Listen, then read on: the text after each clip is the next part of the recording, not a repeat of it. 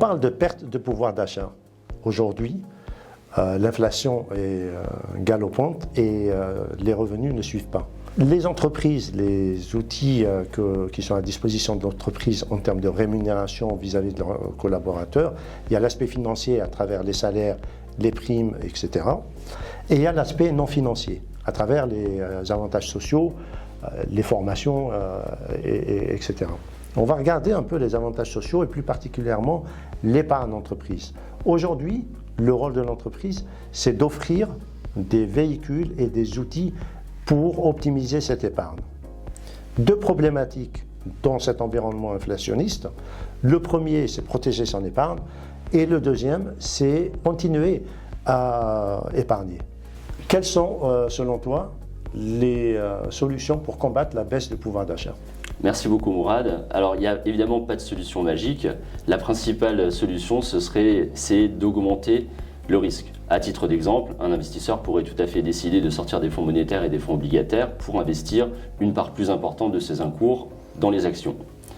C'est là où le rôle de l'entreprise est d'autant plus important parce qu'elle se doit de s'assurer que les solutions et les fonds proposés à ses salariés soient les plus performants possibles. Tu as mentionné les fonds obligataires. Quel impact a l'inflation sur les fonds obligataires? Les fonds obligataires sont des classes d'actifs un peu particulières parce qu'elles ont un lien direct avec les taux d'intérêt. À partir du moment où les taux d'intérêt augmentent, la valeur liquidative des fonds obligataires diminue. Dans l'environnement actuel de l'inflation, les banques centrales européennes, pour contrer l'inflation et pour essayer de la juguler un minimum, augmentent drastiquement leurs taux directeurs, ce qui mécaniquement fait augmenter les taux sur le marché obligataire.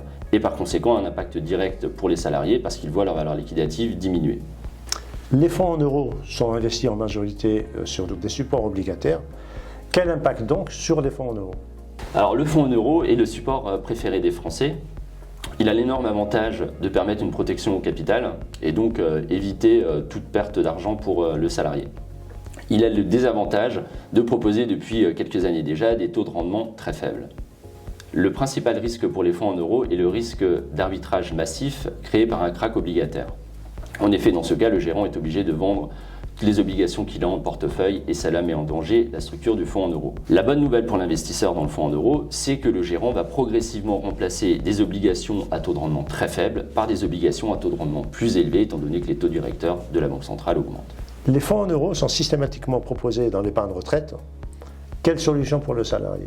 Comme évoqué précédemment, les salariés investis dans le fonds en euros sont protégés via la protection au capital du fonds en euros. On distingue néanmoins deux grands profils ou grands types d'investisseurs. L'investisseur à plus de 10 ans de la retraite et celui à moins de 10 ans de la retraite. Pour celui à plus de 10 ans de la retraite, il a du temps devant lui et par conséquent, il peut se permettre de prendre plus de risques et de diversifier son épargne. Pour le salarié à moins de 10 ans de la retraite, il lui reste moins de temps d'ici à son départ. Et par conséquent, on lui conseillera de prendre un peu moins de risques, de rester dans le fonds en euros, voire de passer dans les grilles de désensibilisation.